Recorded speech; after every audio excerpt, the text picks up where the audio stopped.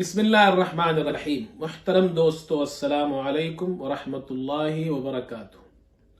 مولانا طارق جمیل صاحب نے اپنے نام سے کپڑے کا برانڈ لانچ کیا ہے۔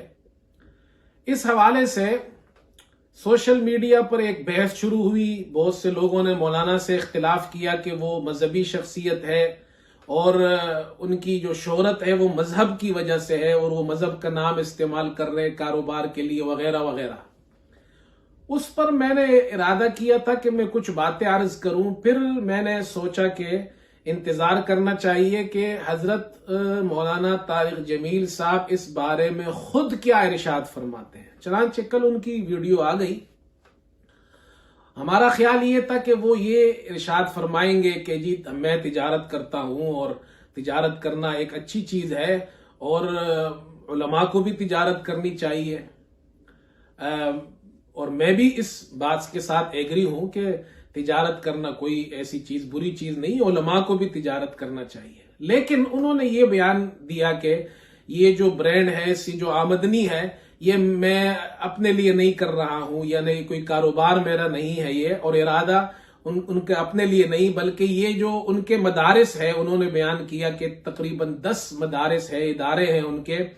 تو ان کے لیے ایک مستقل آمدنی کا ذریعہ بن جائے گا اور لوگوں سے جا کر چندہ نہیں مانگنا پڑے گا۔ تو بظاہر یہ ایک بہت خوشنما بات لگتی ہے اور اچھی بات لگتی ہے، لیکن میں اس بارے میں چند باتیں ادب کے ساتھ عرض کرنا چاہتا ہوں، اور وہ یہ ہے کہ یہ ہمارے دینی مدارس کا مزاج نہیں،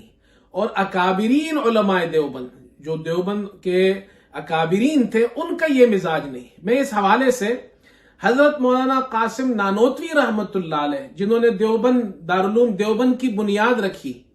پھر انہوں نے اس مدرسے کے لیے 8 اصول بنائے، اور وہ 8 اصول آج بھی دارالعلوم دیوبند میں موجود ہے، اور ان اصول میں سے ایک اصول انہوں نے جو بیان کیا ہے وہ میں آپ کے سامنے پڑھ دیتا ہوں کہ اچھا وہ جو الفاظ ہے میں تھوڑی سی اس کی تشریح بھی کرنی پڑے گی، علماء تو سمجھ جائیں گے طلباء، لیکن دیگر حضرات کے لیے وہ کیا فرماتے ہیں۔ حضرت فرماتے ہیں مولانا قاسم نانوتوی رحمت اللہ علیہ کہ اس مدرسے میں جب تک آمدنی کی کوئی سبیل یقینی نہیں، یعنی کوئی ایسی آمدنی نہیں جو یقینی ہو ہمیں کہ یہاں سے یہ آمدنی ہر مہینے ہمیں حاصل ہوگی، تب تک یہ مدرسہ انشاءاللہ بشرط توجہ اللہ اسی طرح چلے گا، یعنی یہ اسی طرح چلتا رہے گا، لوگ چندہ دیں گے، کبھی پیسے ہوں گے، کبھی نہیں ہوں گے، کبھی زیادہ ہوں گے، کبھی کم ہوں گے۔ آگے فرماتے ہیں اگر کوئی آمدنی ایسی یقینی حاصل ہو گئی کہ ہمیں معلوم ہو جائے ہاں یہ ہمیں یقینی آمدنی حاصل ہو رہی ہے، پھر فرماتے ہیں جیسے مثال دے رہے حضرت، جیسے جاگیر یا کارخانہ، تجارت یا کسی امیر محکم القول کا وعدہ، اگر ایسی آمدنی ہو کہ مدرسے کی تجارت ہو، مدرسے کا کارخانہ ہو، اور یا مدرسے کی کوئی جاگیر ہو اور چندہ ختم ہو جائے، ہمیں اس کی ضرورت چندے کی نہ ہو، تو پھر کیا ہوگا؟ حضرت فرماتے ہیں پھر یوں نظر آتا ہے کہ 3 خرابیاں حضرت نے بیان کی ہے۔ پہلی خرابی کہ یہ خوف و رجا جو سرمایہ رجوع اللہ ہے ہاتھ سے جاتا رہے گا، یعنی ہم کبھی خوف میں ہوتے ہیں، کبھی امید میں ہوتے ہیں، کبھی ہمیں لگتا ہے چندہ آ جائے گا، کبھی لگتا ہے نہیں آئے گا، مدرسے میں کبھی کھانا ہوتا ہے کبھی نہیں ہوتا، اور پھر ہم اللہ کی طرف رجوع کرتے ہیں، گڑ گڑاتے ہیں۔ ایسے مدرسے میں بھی خود جانتا ہوں، غریب مدرسے ہیں جہاں بچوں کے لیے کھانا نہیں ہوتا تو پھر وہ لوگ ختم کرتے ہیں، دعائیں کرتے ہیں۔ حضرت بھی فرما رہے ہیں یہ ہمارا سرمایہ ہے، رجوع اللہ۔ اگر آمدنی مدرسے کی یقینی ہو گئی تو یہ ختم ہو جائے گا۔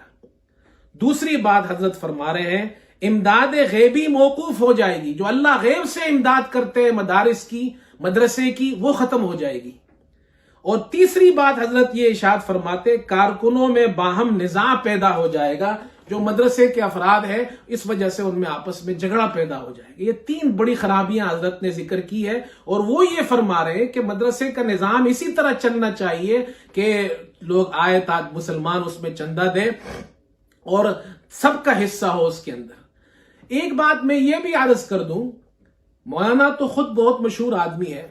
ان کا تو برانڈ ہے، اس طرح اور بھی بہت سے علماء ہیں جو مشہور ہے، اگر کل کو وہ بھی اپنے برانڈ نکال دے اور آپ تھوڑی دیر کے لیے تصور کریں کچھ سالوں بعد پاکستان کے اندر مدرسوں کے علماء کے 20 25 30 برانڈ ہو تو یہ تو ایک بڑی جناب کیا ہے کاروبار اور دنیا پھیل جائے گا، اور مدرسے کاروبار سے منسلک تجارت سے ہو جائیں گے۔ اس میں نقصان کیا ہوگا کہ جو مالدار تاجر لوگ مدرسوں کو چندہ دیتے ہیں تو وہ ثواب کی نیت سے احترام کے ساتھ دیتے ہیں، لیکن جب وہ تجارت اور بزنس کے ساتھ مدرسہ منسلک ہو جائے گا تو اس میں پھر ڈر سب سے بڑا یہ اختلاف پیدا ہو جائے گا۔ کاروباری آدمی بزنس اور تجارت میں نہ کسی مولوی کا احترام کرتا ہے نہ ثواب اس میں مقصود ہوتا ہے، وہ چندے میں ہی احترام ہوتا ہے مدرسے کا ثواب کی نیت سے۔ کل کلا کو اگر ان تاجروں کے ساتھ اختلاف پیدا ہو جائے تو پھر تو مدرسے کا نقصان ہوگا۔ اس لیے میرے نزدیک یہ بہتر ہے کہ علماء تجارت اپنے لیے کرے، ہاں وہ پیسہ پھر مدرسے میں لگائے۔ ایک بات یہ بھی عرض کر دوں، حضرت نے یہ فرمایا کہ کچھ لوگ یہ کہتے ہیں کہ جی مولوی بھیک مانگتے ہیں، اور یہ تصور لوگ رکھتے ہیں مولوی کے بارے میں۔ تو اس بارے میں عرض کر دوں، میں یہاں برطانیہ میں رہتا ہوں، آکسفورڈ میں رہتا ہوں، ہمارے یہاں مدرسہ ہے، مسجد ہے، الحمدللہ 200 طالب علم ہمارے یہاں پڑھتے ہیں، حفظ کا انتظام بھی ہے، درس نظامی بھی ہے۔ یہاں انگلینڈ میں مساجد ہے الحمدللہ، اور سینکڑوں مساجد ہے، مدرسے ہیں، ہزاروں طالب علم پڑھتے ہیں، یہاں بھی چندے ہوتے ہیں۔ تو ایک عالم ہمارے یہاں تشریف لائے ہماری مسجد میں چندے کے لیے، تو میں نے ان سے پوچھا، میں نے کہا یار یہ آپ لوگ چندہ کرتے ہیں، یہ بڑا مشکل کام ہے، آپ کو شرم نہیں آتی؟ مطلب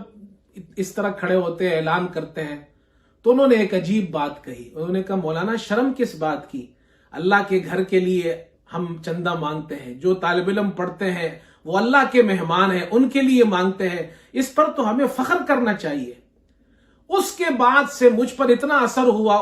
ان کی اس بات کا کہ ہماری مسجد میں اب جو بھی چندے کے لیے آتا ہے تو چندے کا اعلان میں خود ان کے لیے کرتا ہوں، اور اس لیے کرتا ہوں کہ کم از کم مجھے بھی کوئی ثواب حاصل ہو جائے۔ تو بہرحال مولانا طارق جمیل صاحب بڑے ہیں اور وہ ان کا اپنا ایک طریقہ کار ہے، لیکن میں سمجھتا ہوں یہ ان کا تفرد ہے۔ جس طرح پہلے انہوں نے ایسی بہت سی باتیں کی جن میں بڑے بڑے علماء نے ان سے اختلاف کیا، لیکن وہ جو تفرد تھا ان کا وہ قولی تفرد تھا، اور اب یہ ان کا ایک فعلی تفرد ہے۔ بہرحال اللہ تعالیٰ خیر فرمائے سب کے لیے۔ وآخر دعوانا ان الحمدللہ رب العالمین۔